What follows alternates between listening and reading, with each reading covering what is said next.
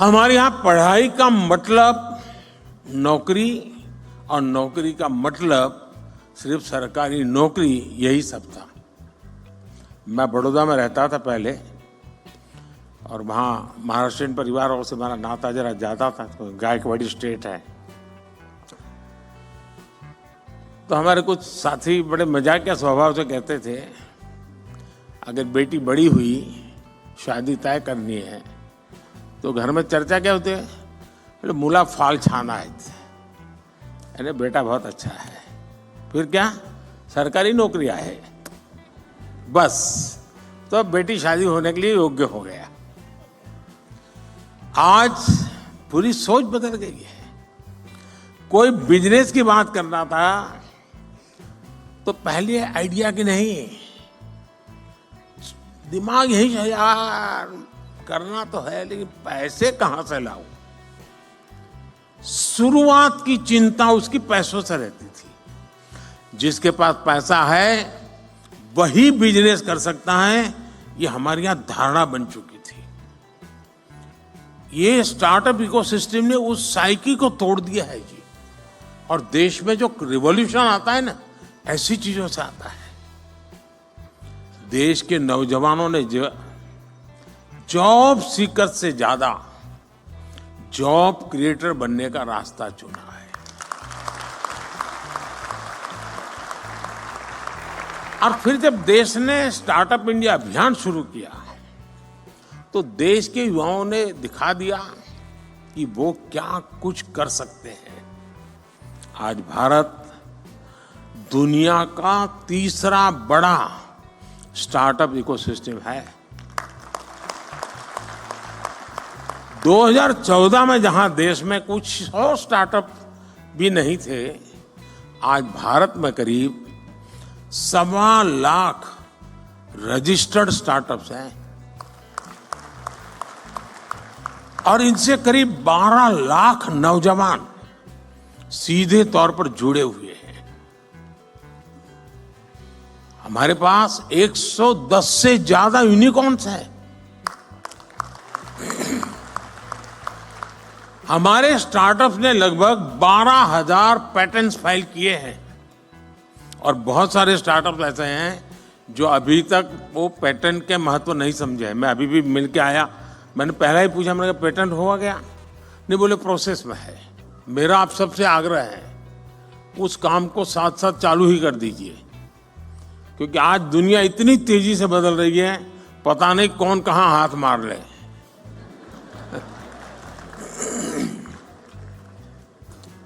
और देश ने कैसे इनकी हैंड होल्डिंग की है, उसका एक और उदाहरण है जेम पोर्टल। यहां पर उसकी व्यवस्था है, आप देख सकते हैं।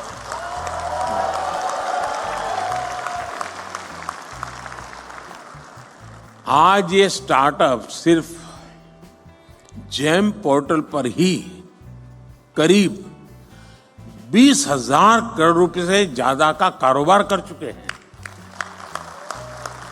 यानी सरकार ने एक प्लेटफॉर्म बनाया, आप वहां पहुंचे और इतने कम समय में 20-22 साल की आयु के नौजवान 20,000 करोड़ का कारोबार कर ले प्लेटफॉर्म पर, ये बहुत बड़ी बात है जी।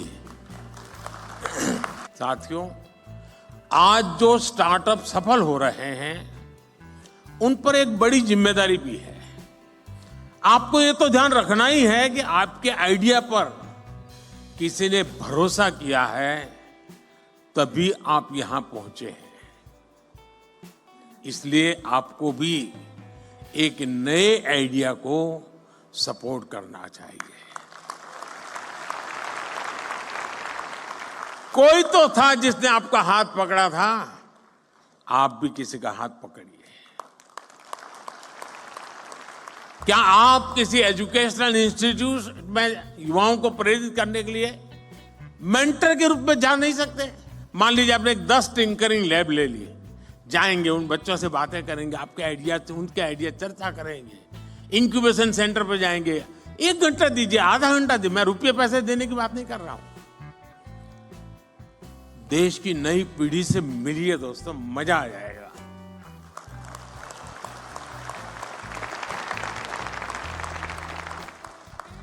आप कॉलेजों में, यूनिवर्सिटीज में स्टूडेंट से मिल करके उन्हें गाइड कर सकते हैं, क्योंकि आपके पास कहने को एक सक्सेस स्टोरी है, उसको सुनने के लिए युवा मन तैयार है। आपने खुद को साबित किया है, अब आपको दूसरे नौजवानों को दिशा दिखानी है। देश हर कदम आपके साथ है। हेलो दोस्तों, नमस्कार दोस्तों। आज की इस वीडियो में हम आपसे बात करने वाले हैं कि आज की तेज गति वाली डिजिटल दुनिया में नेटवर्क मार्केटिंग उद्योग एक गतिशील शक्ति के रूप में उभरा है। तो उद्यमियों और व्यवसायों को अपनी पहुंच बढ़ाने और अपना मुनाफा बढ़ाने का एक अनूठा अवसर प्रदान करता है। नए उत्पाद और सेवाओं के बारे में जानने के लिए अधिक लोग अपने ऑनलाइन कनेक्शन पर भरोसा कर रहे हैं। नेटवर्क मार्केटिंग रणनीतियों बढ़ाने और टिकाऊ व्यवसाय बनाने में अत्यधिक प्रभावी साबित हुई है। इस वीडियो में हम नेटवर्क मार्केटिंग उद्योग आंकड़ों की आकर्षण दुनिया में गहराई से उतरेंगे। इस शक्तिशाली मार्केटिंग रणनीति की घाती वृद्धि, रुझान और क्षमता पर प्रकाश डालेंगे। देखते रहिए, क्योंकि हम सफलता की कहानियों के पीछे की संख्याओं को उजागर करते हैं और आपके अपने व्यवसाय के लिए नेटवर्क मार्केटिंग की शक्ति का लाभ उठाने में मदद करने के लिए मूल्यवान अंतर्दृष्टि प्रदान करते हैं। दोस्तों, आइए हम बात करते हैं दोस्तों की 2019 और 20 में डायरेक्ट सेलिंग का टर्नओवर क्या था, और उसके बाद बात करेंगे 23 और 24 में इसका टर्नओवर क्या है। Indian direct selling association IDFF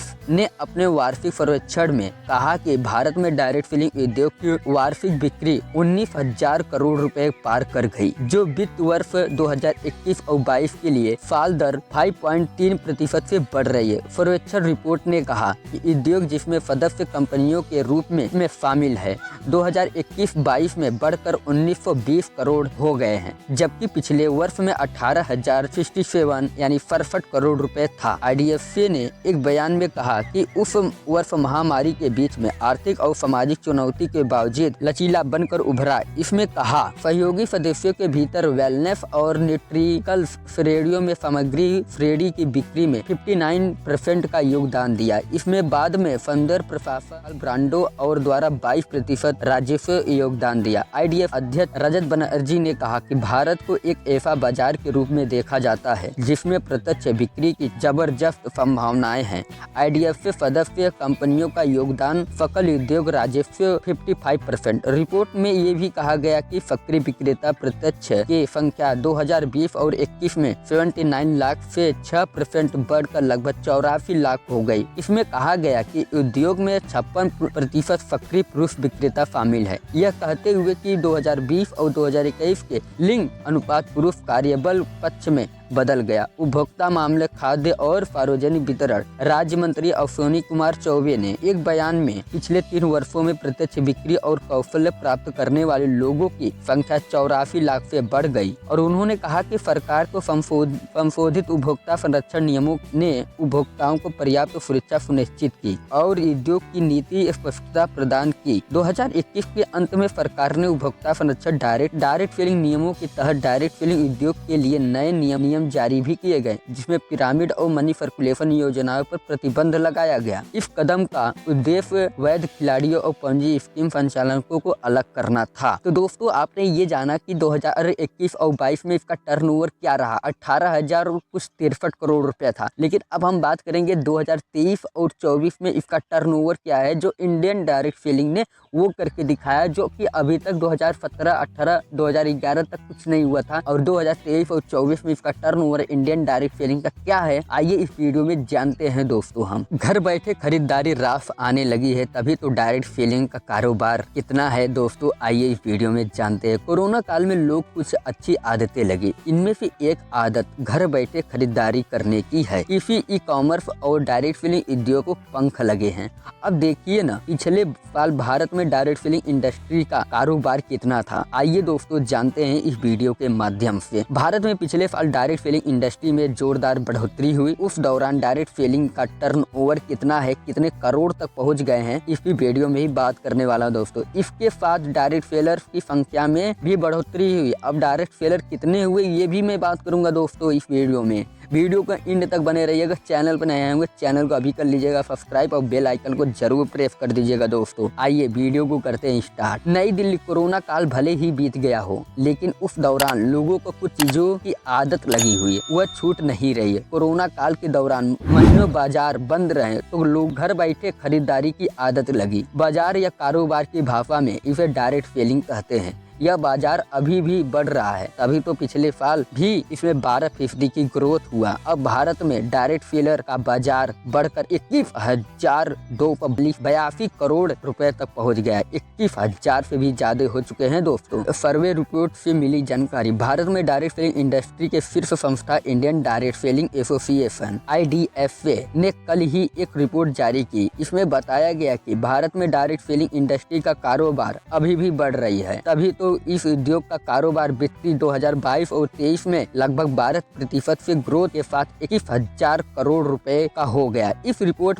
को रिसर्च कंपनी कतार ने तैयार किया है। इसे भारतीय खाद्य सुरक्षा एवं मानक प्रशिक्षण food safety and standard authority of Indian FSSAI के इस रिपोर्ट के अनुसार डायरेक्ट सेलिंग इंडस्ट्री सभी क्षेत्रों में व्यापक सुधार हुआ। 2022 और 23 के दौरान कुल बिक्री में 2021 और 22 के मुकाबले 2,252 करोड़ रुपए की बढ़ोतरी हुई। यदि इस साल 2019 और 20 लेकर 2022 और 23 तक के 4 वर्षों की अवधि के दौरान प्रत्यक्ष बिक्री का कारोबार औसतन विकास दर को देखें तो यह लगभग 8.3% रही। रिपोर्ट के अनुसार कुल बिक्री उत्तरी क्षेत्र में दबदबा बरकरार रखा है। इनकी कुल हिस्सेदारी 30% है, जो कि सबसे ज्यादातर। इसके बाद पूर्वी भारत की हिस्सेदारी 25%, पश्चिमी भारत की हिस्सेदारी 11%, दक्षिणी भारत की हिस्सेदारी 15% तथा पूर्वोत्तर क्षेत्र की हिस्सेदारी 9% रही। यदि राज्यवार आंकड़ों को देखें तो महाराष्ट्र राज्य सर्वाधिक 12% के योगदान के साथ लगातार शीर्ष पर बना रहा। इसके बाद उत्तर प्रदेश का स्थान आता है। इसमें शानदार प्रदर्शन कर पश्चिमी बंगाल के साथ 10% की बराबरी हासिल करते हुए दूसरा स्थान हासिल कर लिया है। आपके कंपनी में सबसे ज्यादा क्या खरीदते हैं? क्या आपकी कंपनी में वो प्रोडक्ट है? तो आइए इस वीडियो में जानते हैं। घर बैठे खरीदारी करने में लोग सबसे ज्यादा वेलनेस और न्यूट्रास्यूटिकल प्रोडक्ट खरीद रहे हैं, तभी तो ये प्रोडक्ट लगातार ग्राहकों के पसंदीदा बने हुए हैं। सौंदर्य प्रसाधन और व्यक्तिगत देखभाल उत्पाद इस वर्ग में दूसरे स्थान पर है। दोनों वर्गों का कुल कारोबार क्रमशः 73.5 और 11.3% योगदान रहा है। इस दौरान लगभग 2 लाख और प्रत्यक्ष विक्रेता इस कारोबार से जुड़े और यह संघर्ष वर्ष 2021 और 22 में के 84 लाख के मुकाबले बढ़कर 86 लाख तक पहुंच गई। इसमें लगभग 63% पुरुष और 35% महिलाएं हैं। और आपको हम बता देना चाहते हैं दोस्तों, अब डायरेक्ट सेलर्स बढ़कर 86 लाख हो गए हैं। तो दोस्तों आपने ये जाना 21,000 करोड़ रुपए क्रॉस कर गया है भारतीय डायरेक्ट सेलिंग इंडस्ट्री का टर्नओवर। तो दोस्तों इस वीडियो से मिली हुई जानकारी आपको पसंद आती है तो चैनल को सब्सक्राइब और बेल आइकन को प्रेस कर दीजिएगा। थैंक यू वेरी मच दोस्तों।